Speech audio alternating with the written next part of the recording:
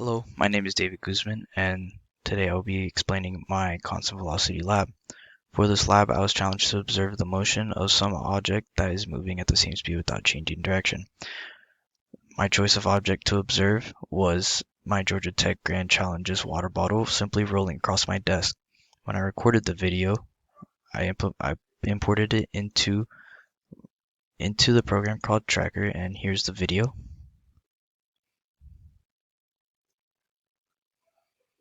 With the help of this program, I was able to get all the data shown here on the right, and it helped create a position versus time graph. Here in the position versus time graph, you can see that the slope is negative because the bottle is moving from right to left. If the bottle was moving from left to right, then the slope would be positive. After obtaining all the data here, I was able to take the first two data points and use the equation velocity equals change in position over change in time. And here are the data points. Here are the initial data points, and I was able to find the initial velocity of the bottle.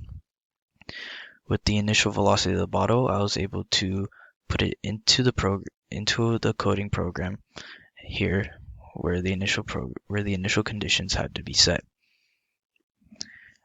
After setting the initial conditions, we move down here to line 57 and we can see the momentum principle, or Newton's second law, where the ball's velocity will equal the ball's velocity plus net force divided by mass times delta t.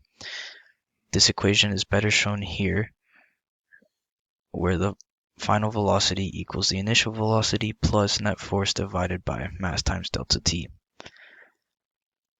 This right here is Newton's second law, just ordered in a different way. Net force divided by mass would equal velocity, which gives you this equation, which is one of the 4 kinematic equations, where final velocity equals initial velocity plus acceleration times delta t. However, in the coding program, we used this equation. After finishing all the code, you run the program and you will see a model program of the bottle moving across to the left, just like in the video, a position versus time graph shown, and a velocity versus time graph, which is just a straight line because velocity is constant. Velocity is constant because there's no net force acting on the bottle. There is the force of gravity pulling it down, however, it is cancelled out by the normal force of the table. As well, the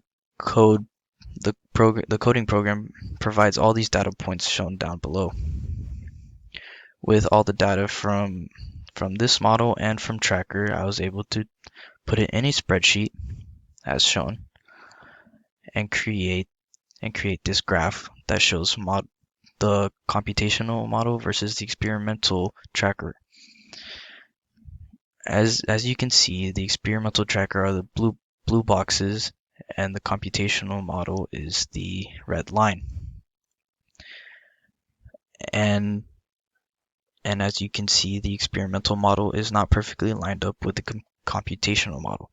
That is because the bottle is not in perfect conditions. If the ball were to be in perfect conditions, there would be no friction acting upon the bottle and it would just simply glide across the table. However, since there is friction, the bottle rolls and does not glide. And because of that, the experimental data will be slightly above the computational data. Thank you. That is my constant velocity lab report.